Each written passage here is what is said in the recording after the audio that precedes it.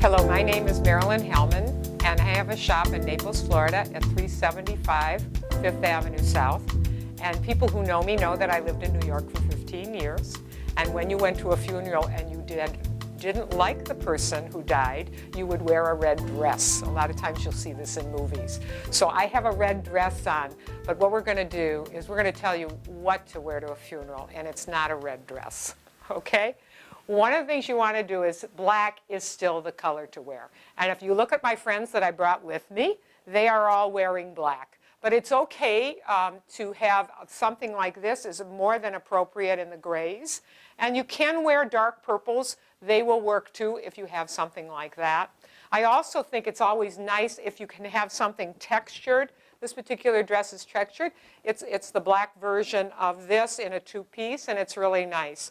The other thing too is this is a sleeved one, and this is really nice. And this is a heavier fabric, because most funerals are in January, February, and March, so you probably would like to think of a longer sleeve. In cases like this, you're going to have to wear some kind of a wrap. So that's kind of important. So think conservatively.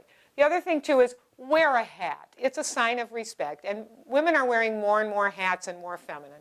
And I gave some suggestions. This is very dramatic, but you could do it. It's a lovely hat by Stephen Jones, and it's beautiful to wear to a funeral, and it masks the face, which is always nice. Here's another smaller hat, maybe a little more comfortable for those of you. You can also wear this to luncheons and other things, so it has many other places in your wardrobe.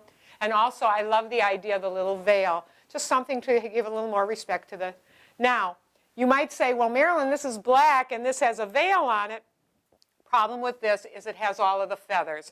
Stay away from feathers or any type of ornament like that. You've got to be real careful because it dresses it up and it doesn't make it as appropriate as it does on something that has less detail to it.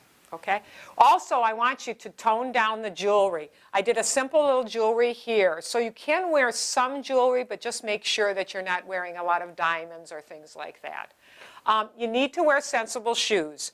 One of the things, if you're going to the gravesite, it can be rainy, it can be muddy, so think about where you're going. Take an umbrella if you're going to be going that far. A lot of times people don't go to the gravesite, but if you are, make sure you have the appropriate shoes. In closing, I want to mention a few things about words of condolence. One of the greatest things is when you first meet them is to tell them about the service, what you liked about the service, who may have spoken at the service, and it was lovely, of course. You also want to ask them how are they holding up? How is the family holding up? And that usually brings about a whole sense of conversation and everything else like that. Appropriate is not to ask them, did Freddie leave you well? This is probably not the right thing, but it is a good time to see how they are holding up. The other one is let them, if they're close to you or something, maybe they're going to need food or dropping off of some meals. Would that be possible? Would they like you to do that? That's always a nice thing to extend a greeting if they're close friends. These things will just make it easier for them and for you in the environment. The only last thing I would suggest is if there's somebody from your work or someone you know from business, it's always nice if you know who else is going to the funeral. So if you ask around the office who's going, and you can mention, was so-and-so there, he said he was coming. That's also very nice. And we don't have to go to these things we hope too often, but when we do, let's make sure we're doing it respectfully.